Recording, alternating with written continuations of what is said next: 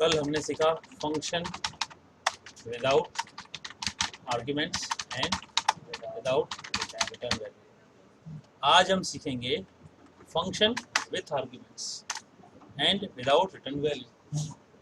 आ गया भाई? ठीक है। अब ये चीज़ आपने देखी थी, ये तो आपको लिखना ही है। फिर आपने ये डिक्लेयर किया था वॉइड और ऐड, याद है ना? ऐड का प्रोग्राम किया था ना, एडिशन का। हाँ राइट, ये आपने डिक्लेयर किया था। फिर आपने किया था वॉइड ऐड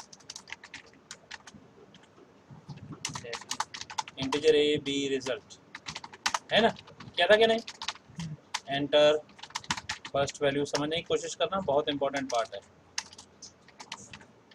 मैं जानबूझ के एक और लिख रहा हूँ ताकि आपका रिवीजन भी हो जाए। Enter second value, scan F %d and a and b, answer is equal to a plus b। print f result of %d and %d is, result की जगह पे कर सकते हैं एडिशन, है ना?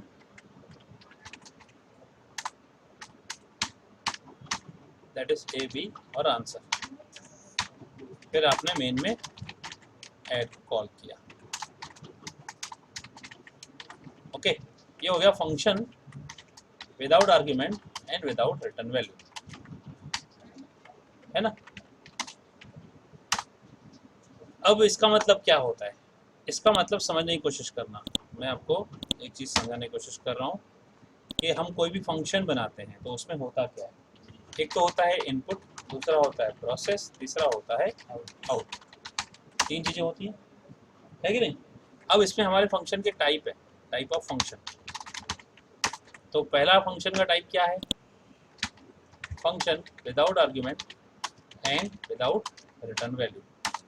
तो इनपुट और आउटपुट और प्रोसेस कहाँ कर रहे हैं? अगर आप देखा जाए तो आपने यहाँ पे कितने ब्लॉक बनाए हैं इसमें? एक ये मेन का ब्लॉक है, ठीक है, एक ये ऐड का ब्लॉक है। ब्लॉक यानी पूरा बॉडी, ठीक है ना? तो इसको हम बोलेंगे फंक्शन, है ना? ये फंक्शन की बॉडी है, ये मेन की बॉडी है। तो ये बताओ, आप फंक्शन विदाउट आर्ग्यूमेंट इनपुट कहाँ ले रहे हो? फंक्शन बॉडी के अंदर, है कि नहीं? प्रोसेस कहाँ हो रहा है? फंक्शन बॉडी के अंदर। आउटपुट कहाँ आ रहा है? और कॉल कहाँ हो रहा है?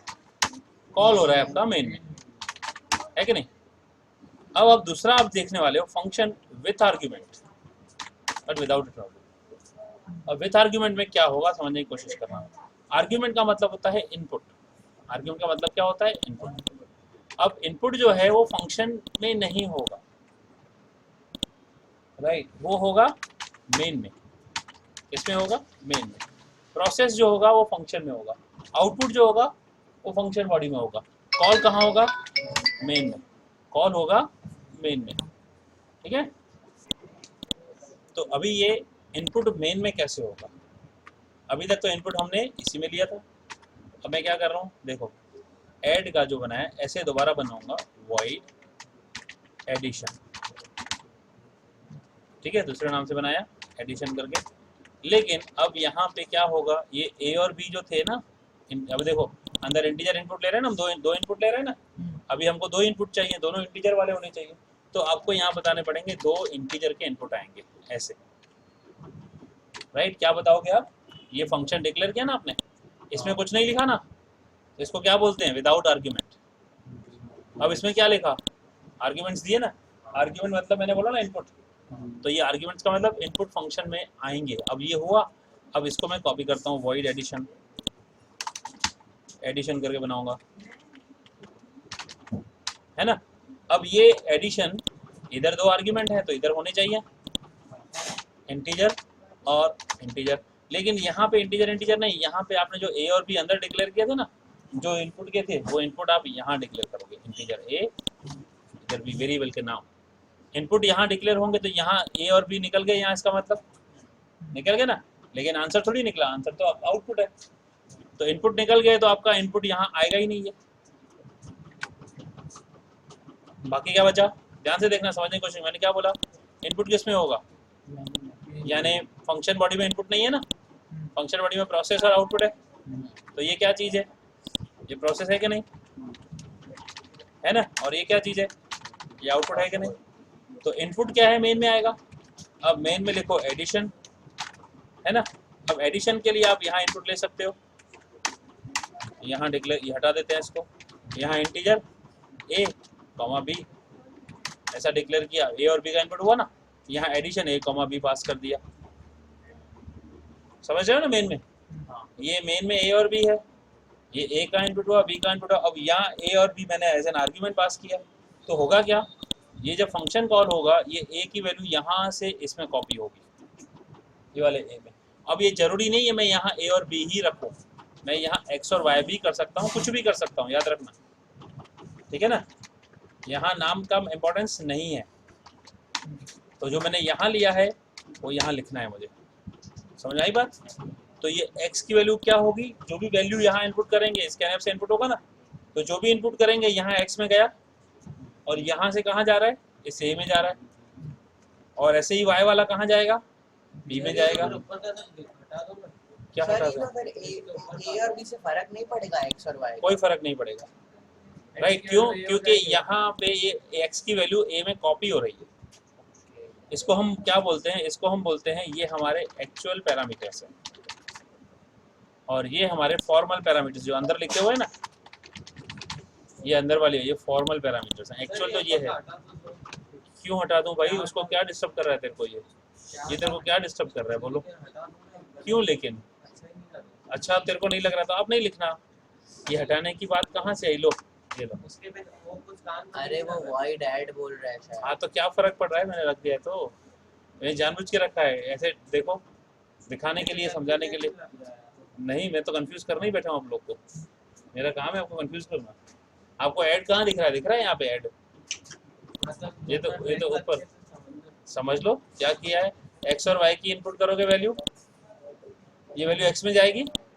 अब ये इनपुट कहाँ हो रहा है, मेन में हो रहा है ना, एक्स की वैल्यू हुई, राइट। जो भी रन करोगे वाई की, फिर यहाँ वाई की, फिर एक्स की यहाँ से इधर कॉपी होगी इसमें, वाई की यहाँ से कॉपी होगी इसमें, और यहाँ पे आंसर इज इक्वल टू क्या होगा, ए प्लस बी, यानी ए की वैल्यू यहाँ आई, बी वैल्यू और आंसर में स्टोर हो गया, है कि नहीं। और फिर ये आंसर आएगा। अब इसको ए सेव करते हैं, राइट। इसको देते हैं फंक्शन डेमो2, ले लेते हैं नाम, रन करते हैं। देखो 2575। अब इतना ही नहीं, देखो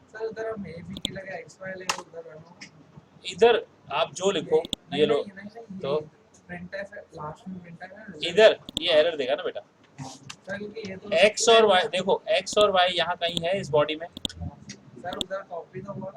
वैल्यू कॉपी हुई ना, तो ए थोड़ी नाम बदला, वैल्यू कॉपी की ना, वैल्यू कॉपी की तो नाम थोड़ी बदला आपको। अब यहाँ एक्स और वाई तो है ही नहीं, एक्स और वाई तो इस दुनिया में है, ये ब्लॉक में है, ये दुनिया ही अलग है, वहाँ एक्स और वाई कुछ है ही नहीं, यहाँ ए और बी है, देखो है ना। अब देखो एक और तरीका, मैं यहाँ पे एडिशन कर रहा हूँ, मैं यहाँ डायरेक्ट वैल्यू पास कर रहा हूँ 50,75, तो क्या दिक्कत है बोलो। अब ये क्या होगा, ये 50 वैल्यू यहाँ से कहाँ जाएगी, ए में जाएगी, ये कहाँ जाएगी, ये आंसर में स्टोर होगा। देखो पहला हम जो रन करेंगे आउटपुट वो आएगा, फिर 50 और 75 का आएगा। देखो ये 99 और 199, तो पहले 99 का आया, देखो फिर देखो आया ना, क्यों नहीं आएगा, डायरेक्ट कांस्टेंट वैल्यू है ना। अरे डायरेक्ट दी ना, डायरेक्ट वैल्यू दी ना, मैं इनपुट नहीं ले रहा हूँ, तो फिर समझ तो कहीं भी, हाँ समझ में कैसे नहीं आएगा। अभी देखो ये पूछ रहे हैं कि यहाँ 3 डालें, 50, 75 और 95, 3 हो गए ना एक तरह से, ठीक है। तो आप देखो यहाँ पे क्या है, क्या बोल रहा है कि यहाँ पे आपने 3 डाले हैं, ऊपर 3 है कि 2 हैं, तो आप बताओ ये क्या होगा, यहाँ पे यहाँ पे टेक्निकली क्या होना चाहिए, ये एरर है। क्या बोल रहा है, too many arguments to function, too many मतलब यहाँ पे ज़्यादा आर्ग्यूमेंट दे दिए हैं, और ये फिर बताएगा कि वॉइड में 2 इंटीजर ही देने हैं।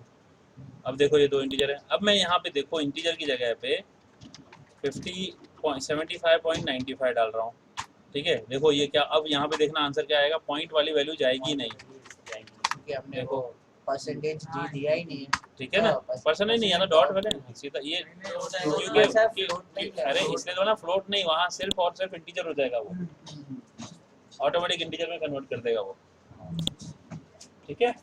तो ये फंक्शन विद आर्ग्यूमेंट है। अब इसमें क्या किया देखो, हमने इनपुट किस में लिया, मेन में, प्रोसेस और आउटपुट किस में किया, फंक्शन बॉडी में, कॉल कहाँ किया, मेन में। ठीक है, समझ में आया, पक्का।